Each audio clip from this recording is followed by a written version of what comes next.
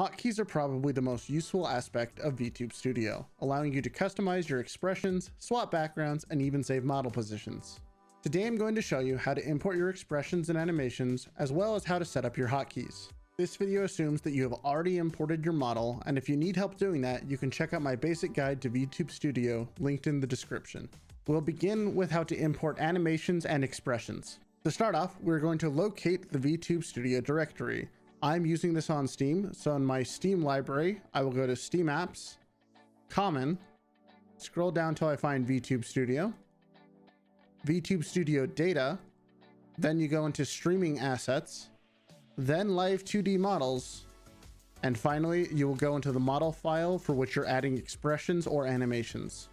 From here, if you have animation files or .motion3 files, you'll put them into the Motions folder.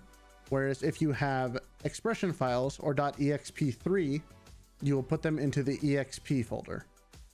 Once you've done this, you need to unload your model and reload it, or simply restart the program in order for these expressions or animations to show up. From here, you're going to open up Settings and go to the fourth tab, which is the Hotkey tab. As you can see, I have not added any animations or hotkeys yet, so we're going to do that now. Click on the plus sign to assign a new hotkey. First off, you can give it a name, though this is optional. Second, you're going to choose what type of action you're going to assign.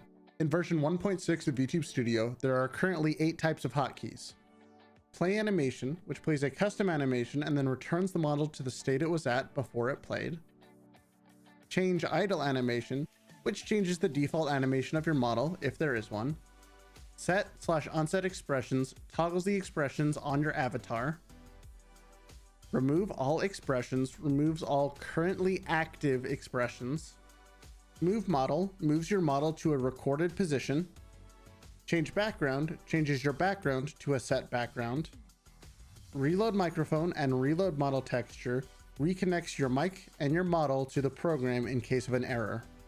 For this example, we're going to be using set/unset expression. If you correctly imported your files as shown earlier, when you click on expression, you should see a list that pops up. We are going to be setting my Akari expression, which is an angry face. Now we will be selecting what hotkey we wish to use. You can do this by either clicking on key 1 and scrolling until you find the appropriate key, or you can instead push record and hit the key on your keyboard. You can have up to a 2-button combo, and for most of my expressions, I use control plus a number. So for this expression, we have already set control as the first key. We will now hit record and push 1 to set the number 1 as the second key.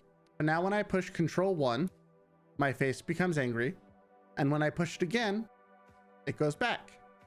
You can also assign a screen button hotkey if you are using both a phone and PC, and this is the button that will show up on your phone to activate the expression. Your phone only has 8 slots though, so be careful what you put there.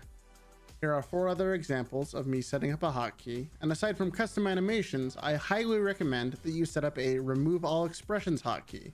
For me, that's R, and that way you don't have to remember all the hotkeys you pushed when you combined your expressions. The amount of combinations you can do to create scenes quickly for your audience is limited only by your own creativity. So get out there and create something fantastic.